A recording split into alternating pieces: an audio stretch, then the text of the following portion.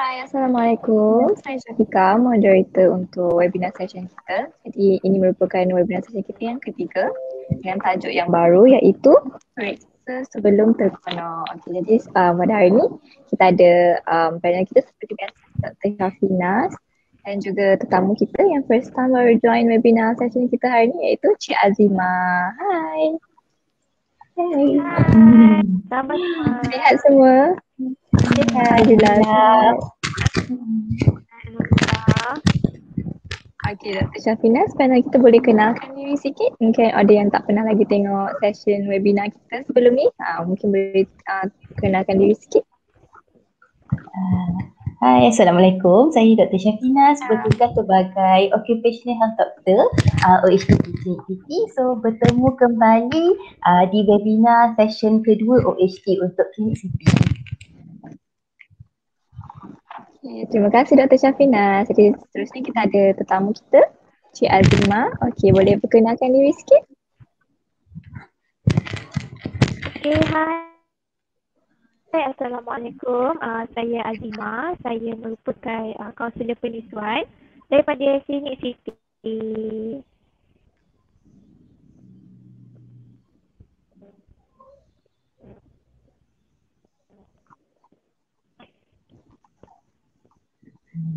Terima kasih Cik Azima.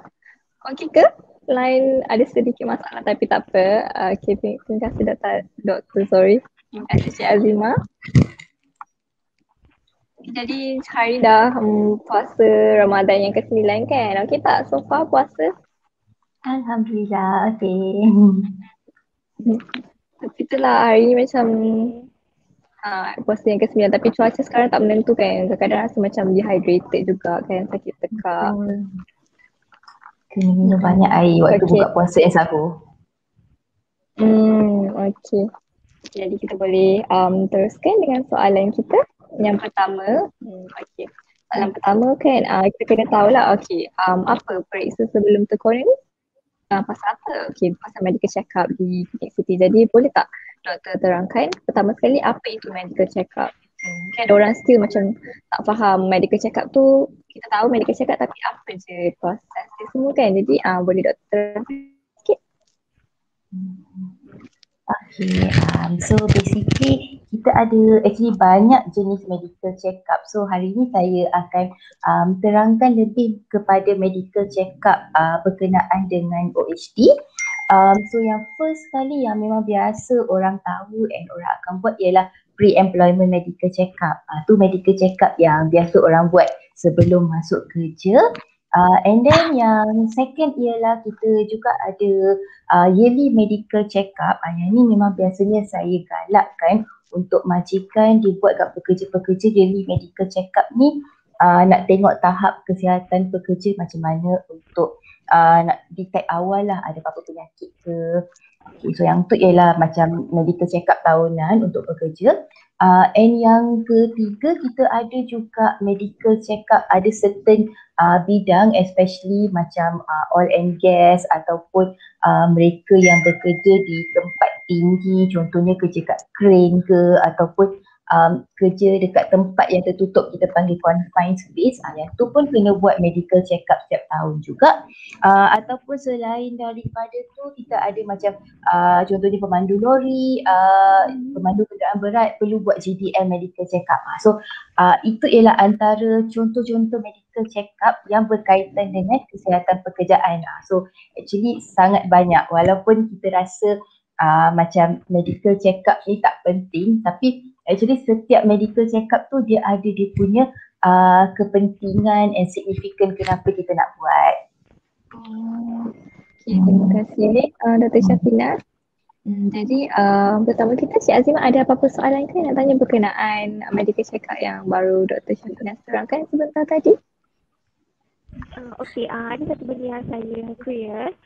Untuk masyarakat biasa pun kita encourage jalankan medical check-up macam maksudnya 2 tahun sekali atau 1 tahun sekali.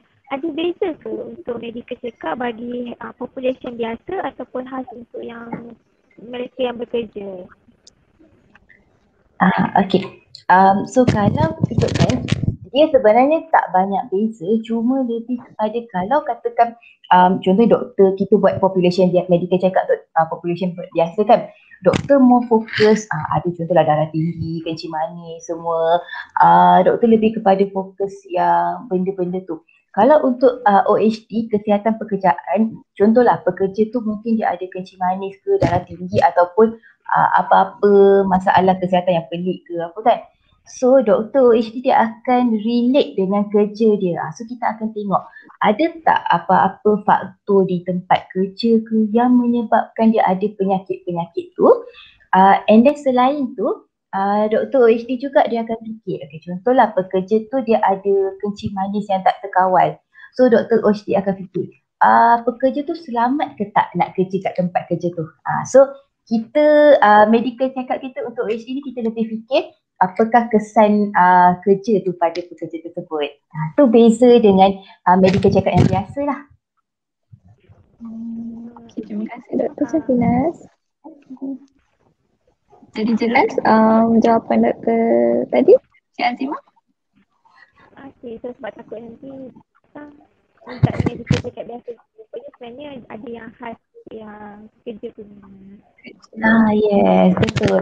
So kadang medical check up pekerja tu selain daripada saya cakap OHD kita fokus apakah kesan pada pekerjaan semua, kadang ada certain medical check up untuk pekerja dia ada test-test yang special macam kita panggil audiometry untuk pendengaran ataupun spirometry untuk fungsi paru-paru, even kadang ada urine drug test. So itu pun antara beza juga untuk medical check up yang biasa and medical check up OHD ni. Baru tahu kan sekarang, kalau tak kita ingat sama je semua medical check up. Kadang ada certain industri kan dia lain-lain sikit.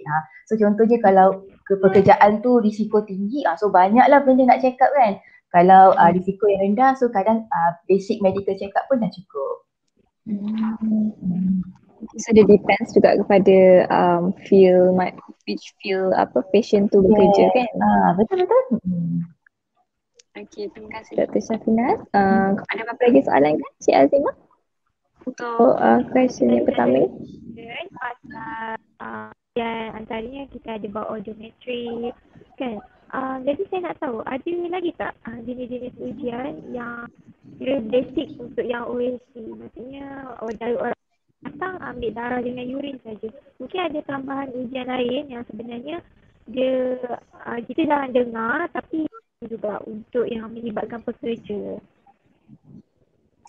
Okay. So biasanya yang paling basic medical check up kita buat ialah yang kita periksa fizikal, kita ambil darah, urine, cek mata, cek tinggi semua. Itu yang memang basic lah. Okay. Tambahan ialah contohnya kalau orang tu bekerja dekat tempat yang bulu bising, contohnya construction site ke, airport ke apa. So kalau katakan orang yang kerja kat tempat-tempat macam tu, so kadang medical check up diorang dalam bulan diorang tu, diorang perlu buat audiometry test, check untuk pendengaran lah. And even kadang diorang perlu buat check up tu tahunan pun ya, sebab macam nak detect if let's say ada masalah pendengaran daripada awal. Ataupun kadang certain kalau diorang kerja dekat tempat yang ada banyak habuk mineral dust, so yang tu kena buat spirometry untuk check fungsi paru-paru.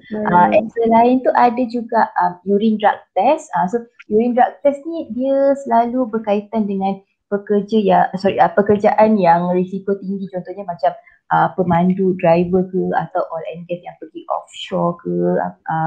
So perlu buat test urine drug ni sebab kita nak make sure pekerja ni dia selamat, dia tak ambil bahan terlarang waktu bekerja lah. So itu antara test yang special, ataupun kadang ada juga yang perlu buat chest x-ray. So yang tu pun antara benda yang kita buat untuk check up pekerjaan.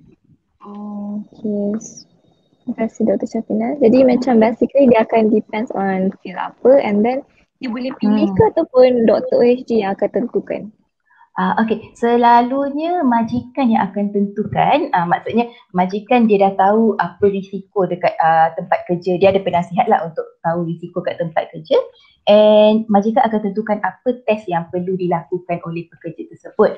Tapi kadang ada juga certain yang mungkin majikan tak pasti nak buat test apa, mungkin dia tak familiar, dia baru tentang test untuk medical check up ni semua, yang tu doktor OHT boleh ni bagi macam nasihat lah apa yang perlu dilakukan oleh pekerja tersebut. Oh, okey, faham. Baru tahu, ingatkan semua check up tu sama kan, rupanya dia spesifik juga, depends on the situation kan.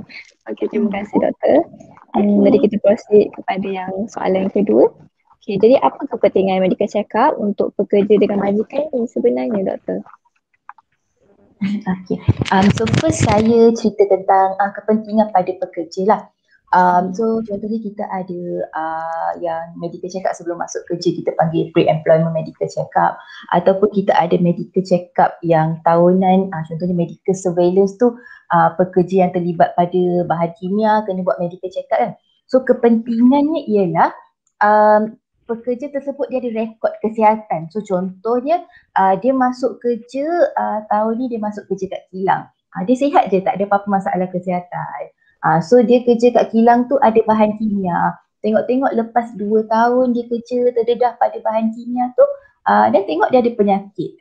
So daripada situ kita ada rekod kesihatan daripada awal. So kita boleh tengok sama adakah pekerja tersebut dia dapat penyakit tu disebabkan persekitaran pekerjaan yang ada bahan kimia tu ke tak. So dari sini medical check up tu actually protect hak pekerja tu jugalah. Okay. So yang tu ialah dari segi kepentingan bagi pekerja, kita nak protect hak kesihatan seorang pekerja tu. Yang kedua ialah kepentingan bagi majikan. So dalam OHD ni kita kena fikir dua-dua side kan. Kita nak fikir majikan, kita nak fikir pekerja.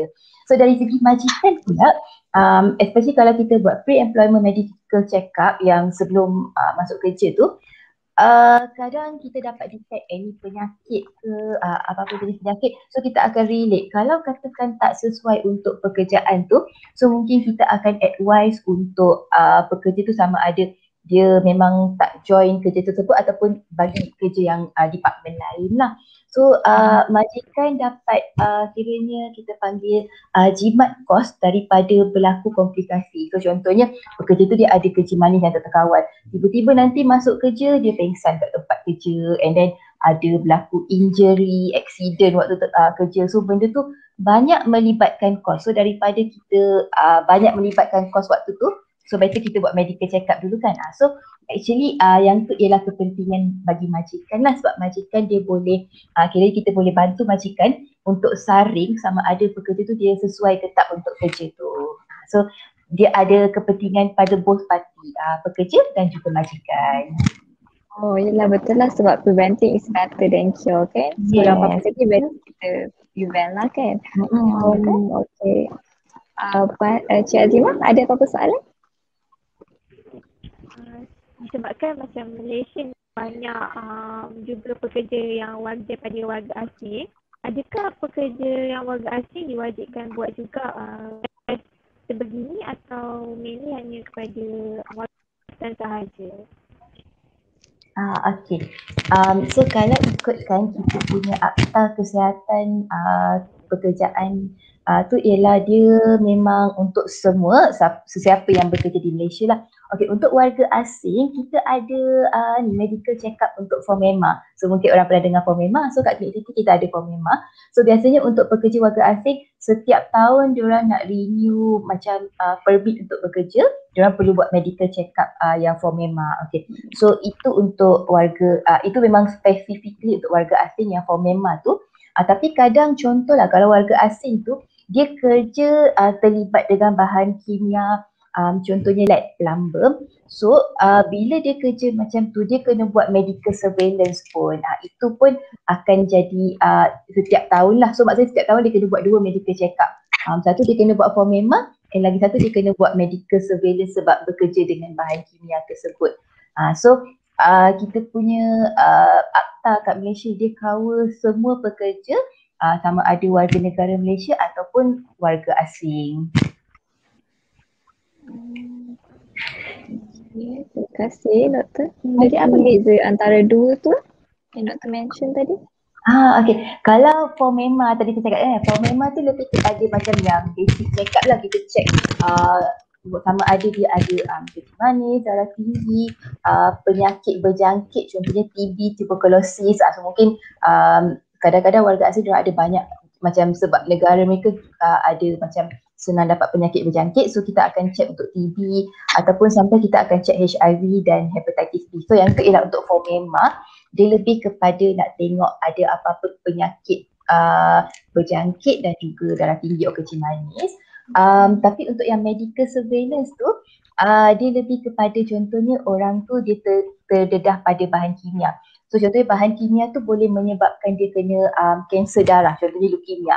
So bila kita dapat kita buat medical surveillance tu, kita akan tengok dia ada ke tak masalah leukemia ke, ada masalah buah pinggang sebab bahan kimia tu. So tu dua bezanya. Satu memang untuk yang Formema basically untuk general medical check up dia, general health dia. Untuk medical surveillance nak tengok dia ada masalah kesihatan sebab pekerjaan juga tak. Okay, terima kasih doktor. Kalau macam tu kan, let's say macam kita dapat tahu sebab kita dah buat check up daripada awal sebelum macam seseorang tu start kerja, dan macam masa dia kerja, lepas macam semasa dia bekerja tu dia dapat macam certain penyakit tu, efek daripada pekerjaan dia. Jadi ada ke macam diorang akan di-protect kan, so macam akan dapat macam perlindungan, dapat duit ke daripada majikan? Okay.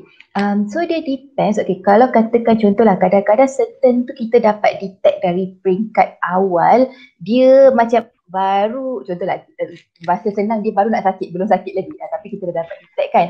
So in that case dia tak boleh macam kita panggil claim compensation ke apa, tak boleh. Tapi apa yang kita boleh buat ialah kita nak elakkan daripada dia sakit. So in that case kan OHD boleh tengok dekat tempat kerja dia, mungkin dia punya protection dia pakai PPE yang tak betul ke, PPE tak cukup ke, ataupun mungkin majikan kena tukar jenis bahan kimia ke, ataupun mungkin dia kena tukar department kejap ke sebab kita tak nak dia terdedah pada bahan kimia tersebut.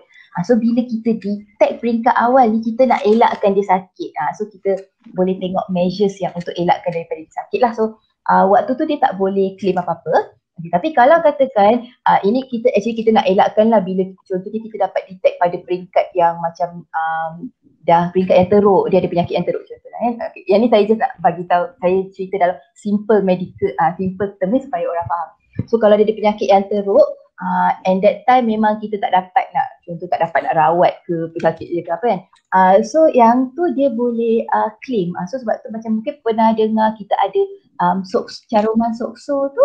So yang tu antara benda yang boleh protect pekerja lah. So kalau ada sebarang masalah kesihatan ataupun injury di tempat kerja waktu bekerja, kita boleh claim sokso tu. Okay, faham. Terima kasih doktor. Sangat jelas sekali, sekarang baru tahu lebih mendalam kan. Jadi sebelum kita proceed soalan yang terakhir, Cik Aziman apa-apa nak tanya kepada doktor? Okay, ada satu yang saya macam tertanya-tanya. Kebanyakan test berkenaan ujian berkenaan kesihatan pekerjaan melibatkan risiko penyakit penyakit, non-communicable disease. Tapi data sekarang berikutan tentang kesihatan mental di Malaysia pun makin meningkat dan menunjukkan trend yang positif. Adakah kita pemeriksaan kesihatan mental juga disediakan kesihatan pekerja?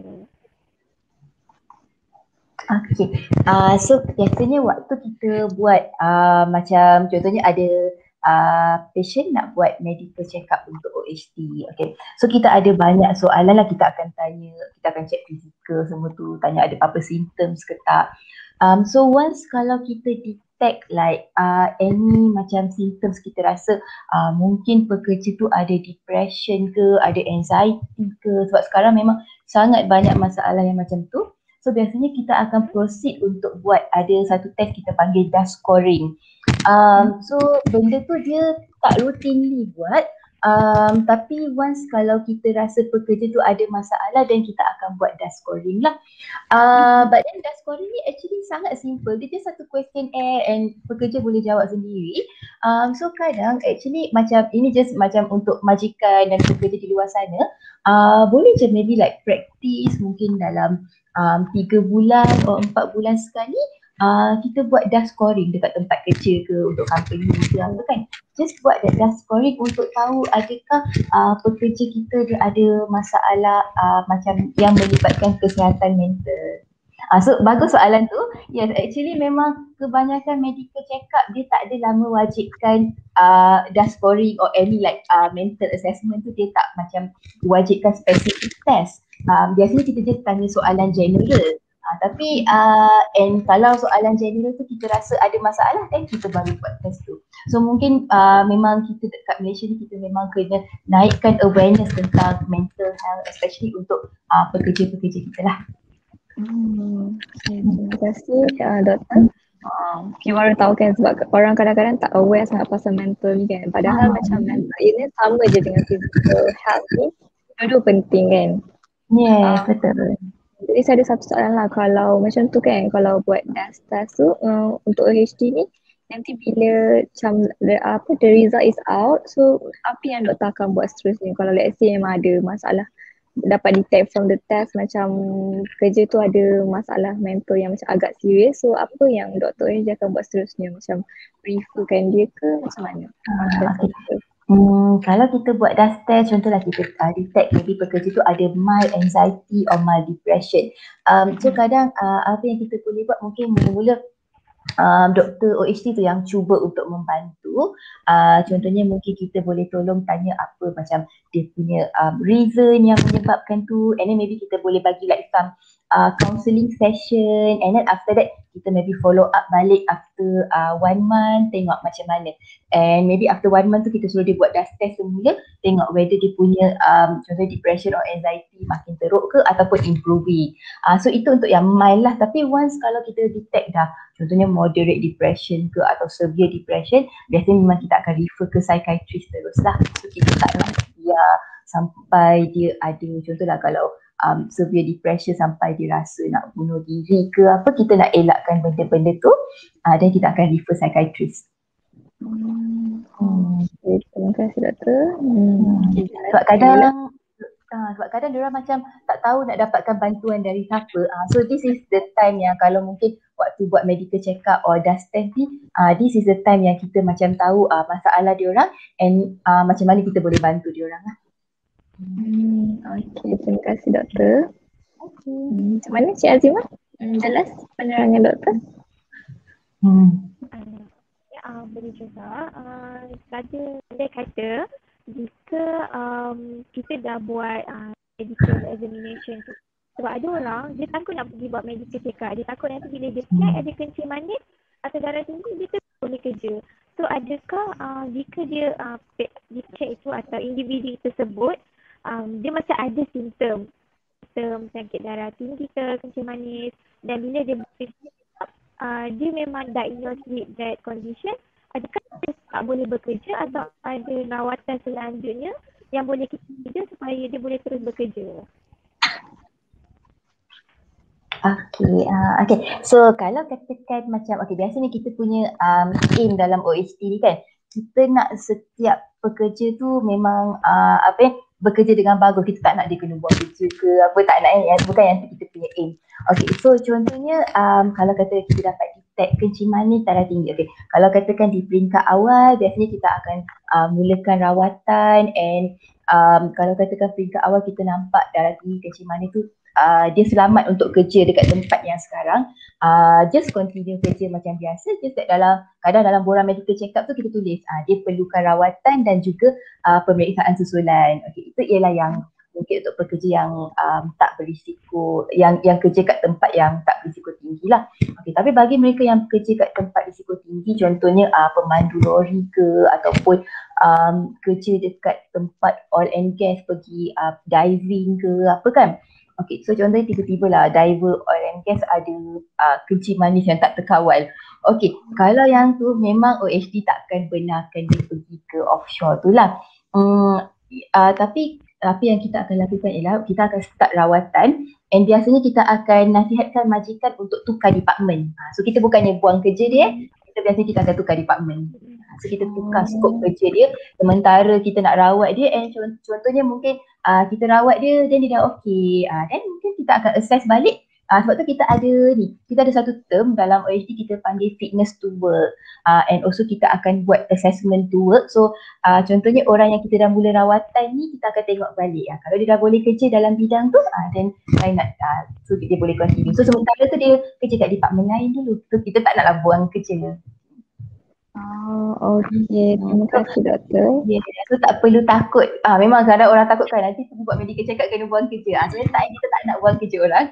Kita just nak bantu untuk elakkan masalah lah. Okey, terima kasih doktor. Tadi perbincangan kita tadi macam banyak juga kita dah tahu ada macam-macam jenis medical check up, apa semua kan. Daripada tak tahu apa-apa, ingatkan semua sama, tapi sekarang dah dapat sedikit banyak knowledge lah. Jadi macam mana untuk Klinik Siti ni, apa je jenis medical check up yang kita boleh provide untuk patient kalau diorang consider nak buat medical check up dengan klinik kita? Okay. So yang perkhidmatan kita ada kat Klinik Siti, so macam biasa yang first saya cakap pre-employment medical check-up untuk masuk kerja tu, yang tu memang kita ada sediakan. So kita ada buat blood test, urine test, pemeriksaan fizikal, yang tu kita ada. Okay, and even spirometry untuk check fungsi paru-paru, yang tu kita ada kat Klinik Siti juga. And even kita punya spirometry test is a portable one, so which is kalau katakan nak pergi buat dekat tempat kerja tersebut pun boleh juga, sebab kadang-kadang ada majikan yang nak buat medical check-up ramai-ramai buat kat tempat kerja kan. So kita ada spirometry test. Untuk audiometry test pun kita ada mobile audiometry, so which is kalau katakan kita ada sekumpulan pekerja yang ramai, so kita boleh bawa audiometry test kita ke tempat kerja tersebut. And then selain tu untuk yang medical check-up, yang ni ialah yang terbaru di Klinik Siti, kita ada urine drug test untuk yang spesifik bagi mereka yang bekerja di oil and gas. So kadang certain oil and gas company, urine drug test dia ada certain pihak je yang boleh buat, yang ada sijil MRO dengan AMRO. Yang ni special sikit Okay, so MRO dan AMRO boleh buat urine drug test untuk pekerja oil and gas. So yang tu pun kita dah ada dekat Klinik Siti sekarang. Jadi banyaklah macam-macam boleh pilih kan. Okay, terima kasih Dr. Syafina. Jadi sebanyak pada hari ni kita banyak sangat dapat knowledge pasal OHD ni kan. So ni yang kita punya webinar session yang first tu just macam OHD yang basic. So sekarang ni kita dah mendalam lagi kan. Terima kasih Dr. Syafina. Okay. Hari ni moderator dengan tetamu saya pun bagi soalan yang best. Okay, sangat bagus.